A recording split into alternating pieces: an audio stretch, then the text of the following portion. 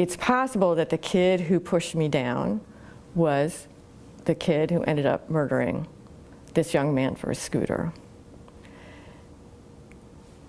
But here's what's really sad about this. I posted this in the neighborhood listserv. I said, this is really horrible. This kid was murdered for his scooter, right? There's no response.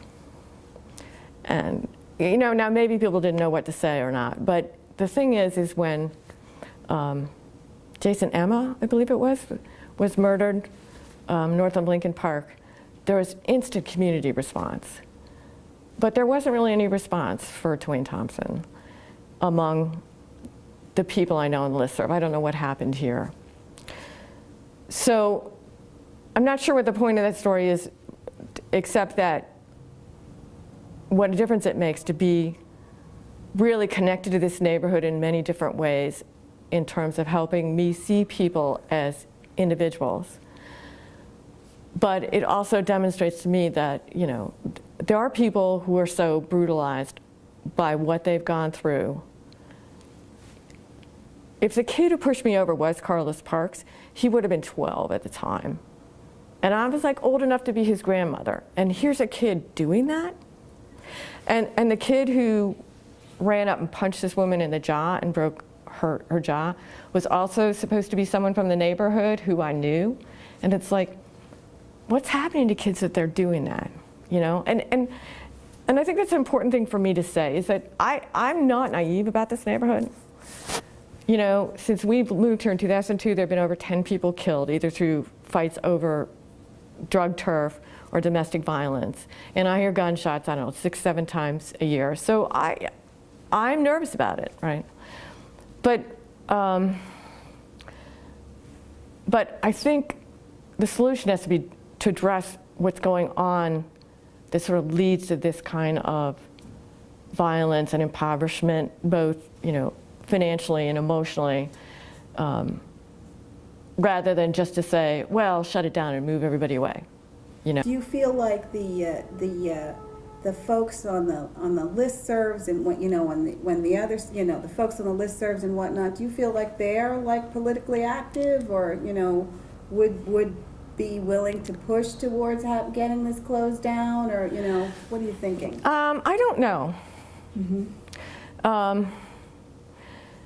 I think one of the issues, of course, is that the middle and upper middle classes are much more engaged, politically engaged. They're much more likely to reach out to their council member or their mayor, and much more likely to vote. So that I'm sure that there are people who have been, you know, have made their concerns clear. You know, one of the reasons I supported Tommy Wells for mayor was that I felt that Tommy cared about things that middle-class environmentalists care about, but I also felt like he, you know, based on my experience with him through Jan's Tutoring House and some of the other things he's been involved with, I felt like he was not going to just sort of give in to various kinds of pressures, and I'm not being very articulate about that, because I don't want to say things about Tommy that I like, that I can't back up. But so,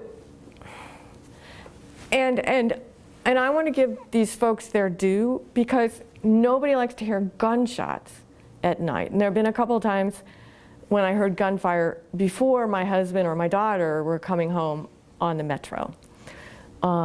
So I'm always aware of that in the background, that that's a possibility. But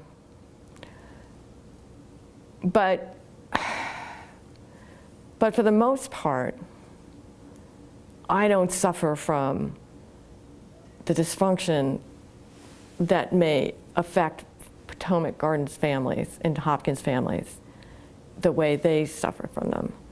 You know, I have a choice to live here. And I made the choice, and I'm happy that I made it. But being able to make that choice puts me in a much different position than somebody who's really trying to make it the best that they can in a city where it is becoming increasingly difficult to be able to afford a decent place to live at a minimum wage. And I see this as a volunteer at Jan's Tutoring House. I see this with our kids. It's like, you know, you want a poor kid who grew up in public housing to play by the rules. Well, here's what happens. If they can't go to college, and if they can't get the kind of training and the kind of education they need to go out and get the jobs that pay enough so that you can afford to live in this city, you know, you're telling them that paying by the rules is not going to get them anywhere. Because working at a minimum wage, I mean, I'm looking at this with young people I know now. It's like, you know, graduate from high school, go get a job. Get a job at minimum wage and live where? What is very disturbing to me, structurally in our country today and in this city, is that, you know, playing by the rules doesn't necessarily get people from a really impoverished background very far. And I think that's not the story we want to be telling our children. And they are our children, they're all our children.